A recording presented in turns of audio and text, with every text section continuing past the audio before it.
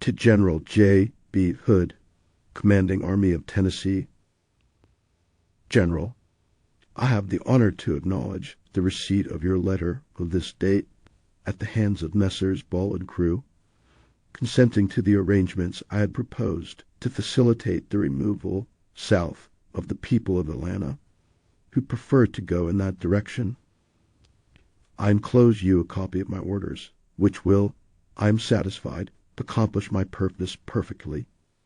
You style the measure proposed unprecedented, and appeal to the dark history of war for a parallel, as an act of studied and ingenious cruelty.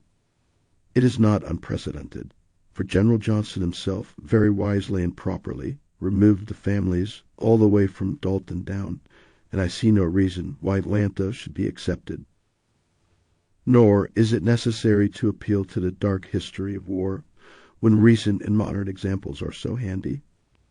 You yourself burned houses along your parapet, and I have seen today 50 houses that you have rendered uninhabitable, because they have stood in the way of your forts and men. You fended Atlanta on a line so close to town that every cannon shot and many musket balls from our line of investment that had overshot their mark went into the habitations of women and children.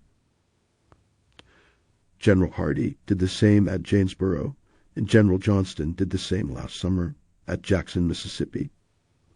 I have not accused you of heartless cruelty, but merely instanced these cases of very recent occurrence, and could go on and enumerate hundreds of others, and challenge any fair man to judge which of us has the heart of pity for the families of a brave people.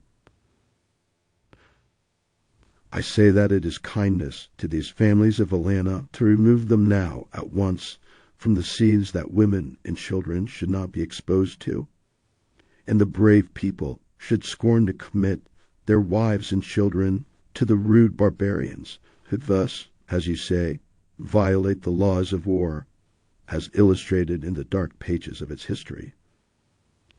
In the name of common sense, I ask you not to appeal to a just God in such a sacrilegious manner, you who in the midst of peace and prosperity have plunged a nation into war, dark and cruel war, who dared and badgered us to battle, insulted our flag, seized our arsenal and forts that were left in the honorable custody of a peaceful ordnance sergeant, and seized and made prisoners of war the very garrison sent to protect your people against Negroes and Indians.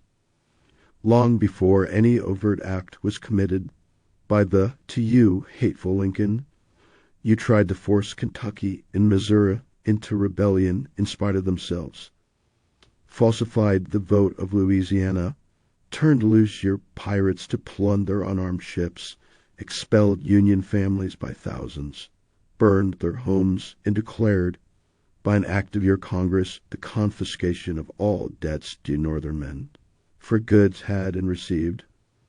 Talk thus to Marines, but not to me, who have seen these things, and who will this day make as much sacrifice for the peace and honor of the South as the best-born Southern among you.